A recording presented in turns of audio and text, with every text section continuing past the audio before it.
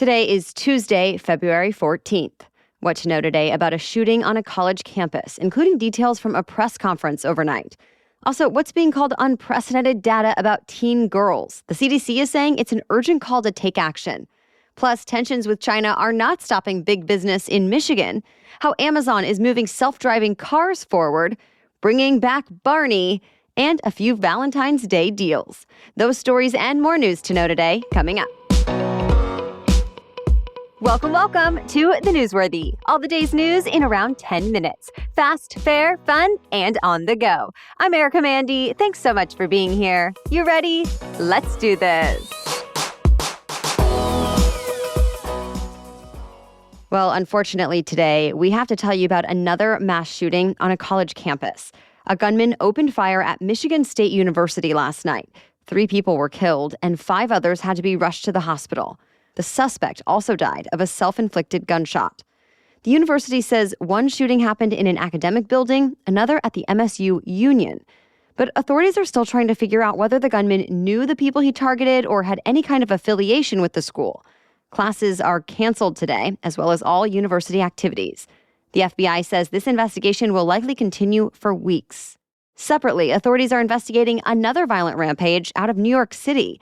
A man driving a U-Haul truck swerved onto sidewalks and hit pedestrians in Brooklyn yesterday as police officers chased him. 1 person was killed and 8 others hurt. Eventually, the violence ended when police pinned the truck against a building and arrested the driver. Officials haven't given an exact motive in this case either, but they say there's no evidence of terrorism being a factor. Several federal agencies are now working together to address the recent wave of unidentified objects in the skies. Remember, the U.S. shot down 4 objects over North America this month. It started with the suspected Chinese spy balloon that China still says was a weather balloon, but there's not a whole lot of information about the 3 others. At this point, officials say they will not speculate about where they came from or what they were supposed to be doing. The Biden administration says the military shot them down because they were considered a risk to air traffic. And so far, authorities have not ruled out that they were spying. But one possibility they did rule out: extraterrestrial activity, since they say the objects look human-made. All of this is causing a lot of tension between the U.S. and Chinese government since the first object was traced back to China, but China says it has no information about the last 3 objects. This week, the Chinese military also accused the U.S. of flying balloons over its airspace without permission more than 10 times since the beginning of last year. The White House, though, says that's just not true and that we should learn a lot more from the debris soon because recovery efforts are now underway. So remember last week when we told you about a train carrying hazardous chemicals and it went off tracks in Ohio? People who lived nearby had to evacuate because there was fear of a major explosion. Well, that did not happen since authorities carried out a controlled release of toxic fumes. And since then, they've said it's safe for everyone to return home. Ohio's governor says air quality samples measured contaminants below levels of concern, and the local water treatment plant says it has not seen any issues. But a lot of people are questioning whether it really is safe. Some have reported smelling chemical odors around town. Others have complained about headaches and feeling sick ever since the train derailed. And then there are those who say fish and frogs are dying in local streams and chickens have died suddenly. A couple people sued, hoping to force the railroad company to set up health monitoring and related care for everyone who lives within a 30-mile radius of the crash. So far, the company has not responded to the lawsuit, but it says it donated $1 million to families in the area to cover expenses that built up while they were evacuated. To be continued. America's teenagers, especially teen girls, seem to be going through a mental health crisis. The CDC says in a recent survey, nearly 60% of high school girls reported feelings of persistent sadness or hopelessness. That's a roughly 60% increase over the past decade and double the rate of boys.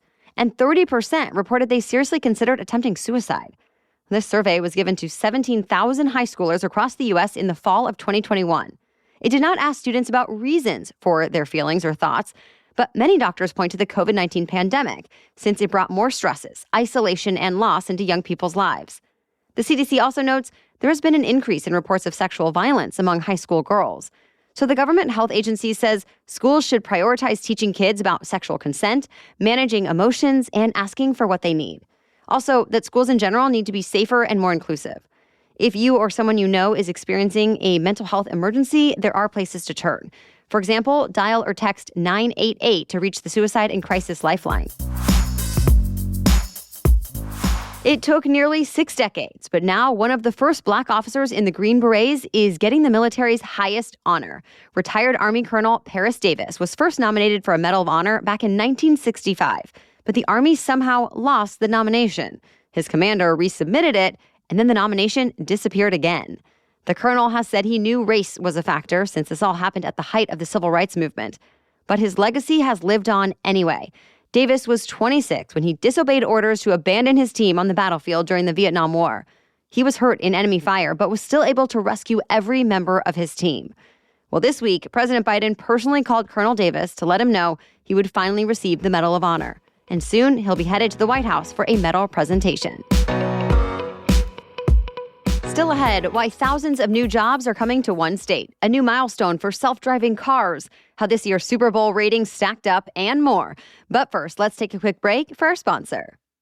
It can feel really daunting when you need a new hire in your business. So if you're looking for a way to hire all in one place and get the key things you need fast, you'll love Indeed. Indeed is the hiring platform where you can attract, interview, and hire all in one place. So don't spend hours on multiple job sites looking for candidates with the right skills when you can do it all with Indeed.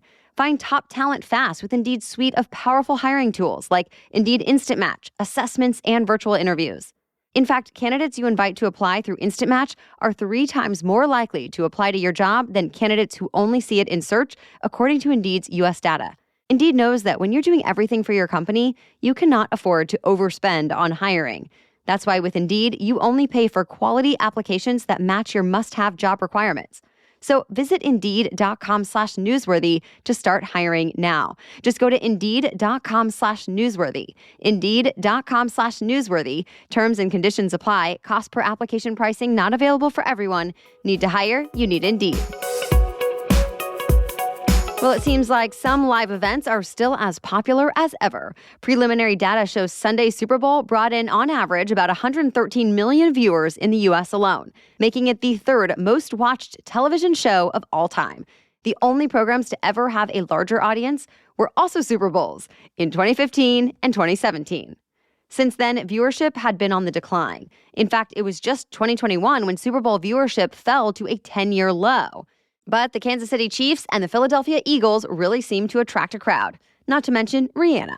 Viewing actually peaked during the halftime performance with 119 million people watching. Things might be tense between the American and Chinese governments, but those tensions don't seem to be getting in the way of big business. Ford Motor announced it's building an electric vehicle battery factory using technology from a Chinese company, and it has a $3.5 billion price tag. The company says it will make enough batteries for 400,000 electric vehicles a year, and they're supposed to be less expensive than other kinds. It's going up in Marshall, Michigan, which is about 100 miles west of Detroit, and it's supposed to create 2,500 high-paying jobs. At one point, Virginia was vying for this new plant, but the state's governor withdrew the bid for the project because of its ties to China. This is just the latest in a growing list of new battery and electric car factories announced recently.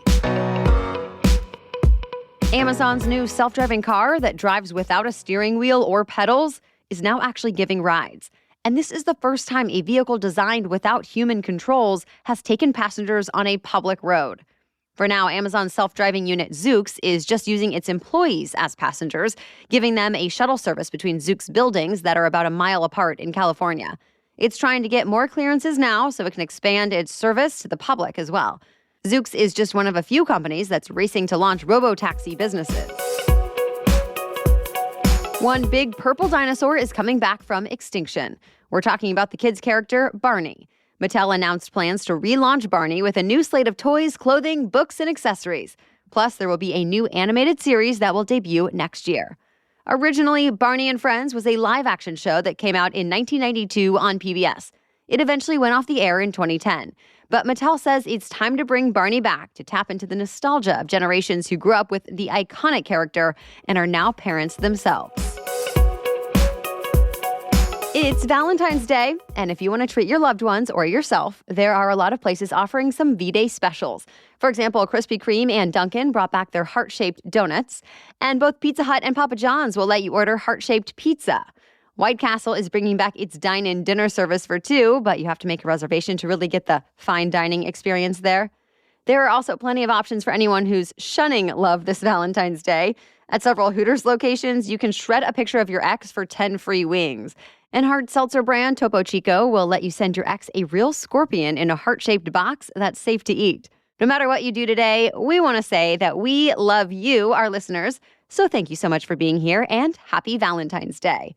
Oh, and in case you missed it, we learned what's new in dating this year and offered top tips for a healthy long-term relationship in our special edition episode over the weekend. That's it for the main news today, so now it's time for Trivia Tuesday, when we ask a different trivia question every week. But first, this podcast is sponsored by ZocDoc. I understand doctors are busy, but I still expect a certain level of attention and care when I go in for an appointment.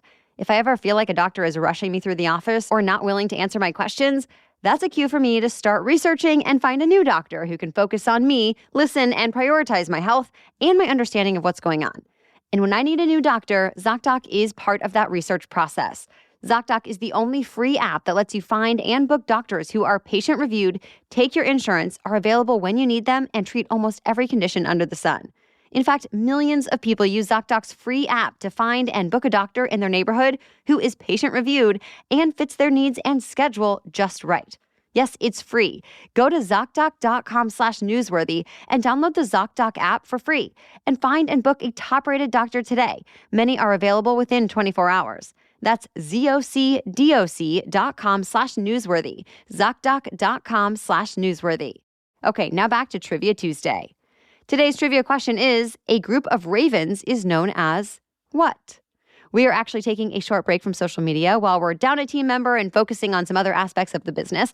But please do play along with us this week in our email newsletter that comes out on Friday. Simply sign up to get it at thenewsworthy.com/email or find the link in today's episode notes. Then check your inbox on Friday for trivia, extra news stories, our team's random recommendations, listener features, and more.